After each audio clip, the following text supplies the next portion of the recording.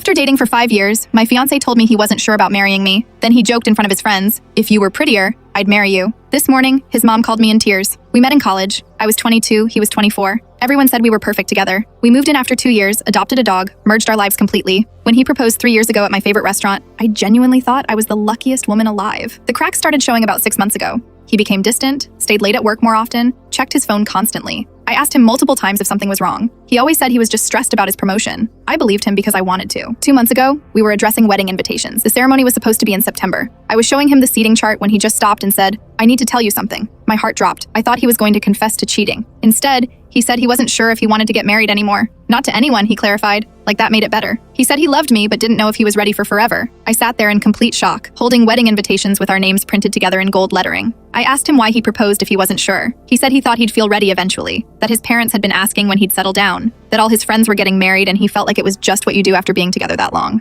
We decided to postpone the wedding. I told my family there were venue issues. I couldn't admit the truth. The embarrassment felt crushing. My mom had already bought her dress. My bridesmaids had spent money on their dresses. We'd put down deposits everywhere. Things were tense, but we were trying to work through it. He suggested couples therapy. I agreed, desperate to save what we had. We went to 3 sessions. He barely participated, giving one-word answers while I sobbed through explanations of how abandoned I felt. Last weekend was the breaking point. His college friends came over to watch football. I made snacks, tried to be the cool girlfriend, laughing at their jokes and keeping the beers cold. At halftime, one of them asked about the wedding. The room went quiet. My fiancé laughed it off, said we were figuring things out. His friend pressed, asking what there was to figure out when you've been together 5 years. Then my fiancé, drunk and apparently honest, said, "If you were prettier, I'd marry you." His friends laughed. They actually laughed like it was the funniest thing they'd ever heard. I stood there frozen in our kitchen, holding a plate of wings, while the man I'd planned to spend my life with reduced our entire relationship to my appearance not being good enough. I didn't cry. I didn't yell. I just set the plate down, went to our bedroom, and started packing. He followed me, suddenly sober, saying it was just a joke and I was being too sensitive. I told him to get out of the room. He refused. So I left with 1 suitcase and drove to my sister's apartment. He sent me 47 text messages that night. Apologies, explanations, promises that he didn't mean it.